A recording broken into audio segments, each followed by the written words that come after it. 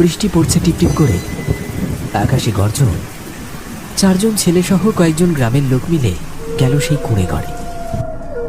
ঘরের সামনে একটা পাকা চৌদাল, চৌদালে শুয়ে আছে ডোম। তার চোখ দুটো খোলা, কিন্তু প্রাণ নেই, শরীরটা ঠান্ডা। রঘু খুড়ো বলে উঠলে,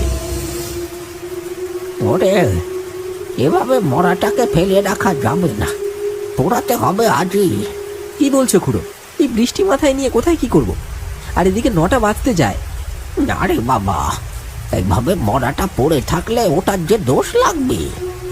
খুড়ো, এত রাতে আর দোষ গুণের কথা বলো না তো, মাথার উপর জল হচ্ছে। এই বৃষ্টি মাথায় নিয়ে কাঠ জোগাড় করা, প্যাকাটি জোগাড় করা অনেক হ্যাপা। কে করবে বলো তো? মানুষটা এতদিন ধরে সবার দাহ কার্য করে এলো, আজ তার দাহ কার্য করার লোক নেই। কি কপাল মানুষের।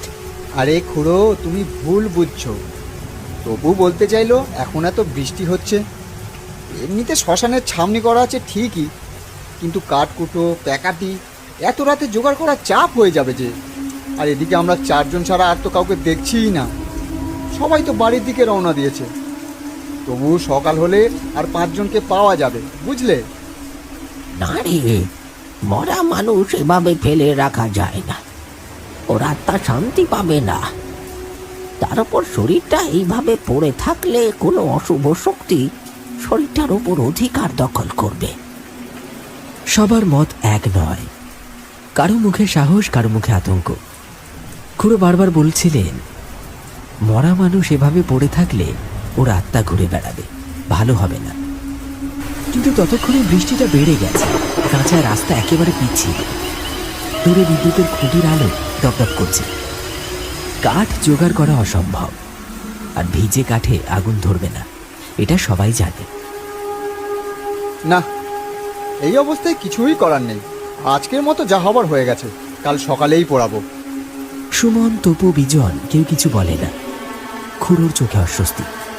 তিনি শেষবার ডোমের মৃতদেহটার দিকে তাকান। খোলা চোখে শুয়ে আছে সে। ঠান্ডা দেহটা যেন আকাশের গর্জনে আরেকবার কেঁপে উঠল। একজন চুপচাপ এগিয়ে গিয়ে ঘরের দরজাটা বন্ধ করে দিল। মৃদু একটা কট করে শব্দ হল। তারপর এক টুকরো কাঠ ঠেলে দেওয়া হলো দরজার সামনে, যেন কেউ ভেতর থেকে বেরোতে না পারে। ঝড়ঝড় করে বৃষ্টি পড়ছে এখনো। চারপাশে শুধু জলের শব্দ আর দূরে শেয়ালের কান্না। 4 বন্ধু কেউ পেছনে তাকায় না, তাদের পায়ের শব্দ কাদায় থপথপ করছে।